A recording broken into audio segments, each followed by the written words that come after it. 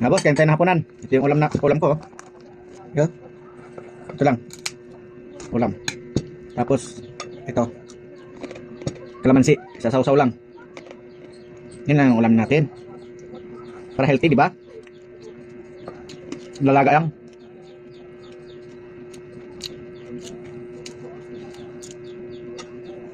At saka hindi halata na wala ka talagang pambiling ulam. Kaya ito na lang nilalaga pa.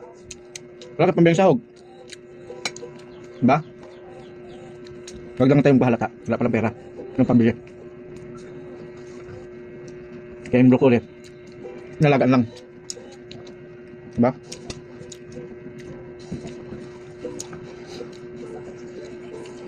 Ang ganda broccoli. Yung iba tinatapon. Buti na lang yung nihis ko. Binalatan niya at saka sinama sa paglaga.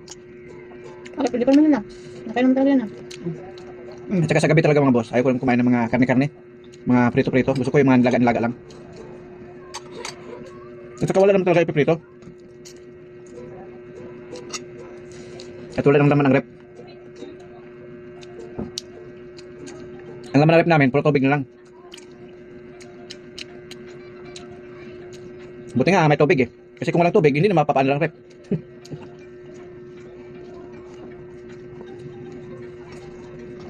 Ano ko nito?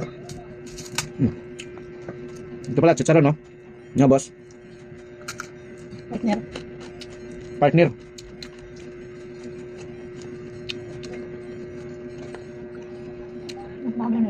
Nabili sa tindahan, 5 piso isang balot. Doon sa akala na iba. Akala mo may sasakyan ka, may pira ka na. Hindi na alam, utang yun. Diba? Yan yung sinasabi niya. May sasakyan ka na, wala ka naman pira. Ang tingin sa'yo, mapira agad. No? Hindi ka pwedeng ginawa ng source of income. Diba?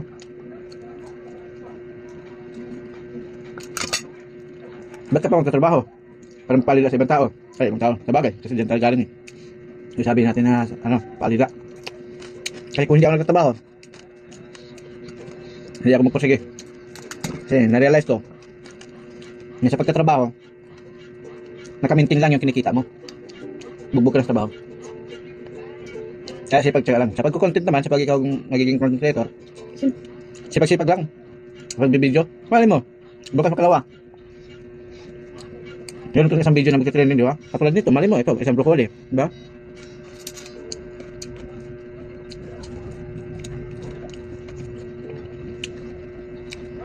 Sarap, no?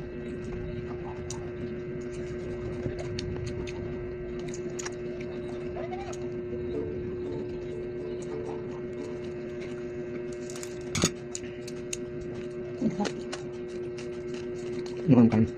Tama yun.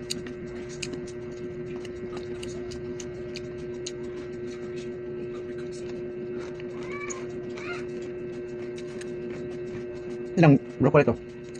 Tatlo. Ang dami pala. Ano mga boss? Kaya naman naging acidic yung niluluto natin. Kasi nandiyan ang nilagisa dahil sa mga pampalasa, sa mga sinasahog. Yun ang isa sa mga dahilan kung bakit magiging acidic ang pagkain natin. Pero ito, non-acidic to. Kasi ano lang eh, nilalaga lang eh. Maraming good benefits to na pwede makatulong sa katawan natin. Diba? Hindi ba? Ayaw kumain nito. Hindi alam. Maraming health benefits ang mga gulay. Ang tumataan yan. Iko. Pati mga pangbansang isda, hindi na alam eh. Sabihin lang nila tilapia eh. Malunggong eh. Boy, ano yung pambansang isda ngayon? Alam mo yung pambansang isda? Kita mo, hindi mo alam? Pambansang isda ngayon, tayo. Diba nga boss? Nabasa niya ano yung mga pambansang isda ngayon. Hindi katulad ng araw.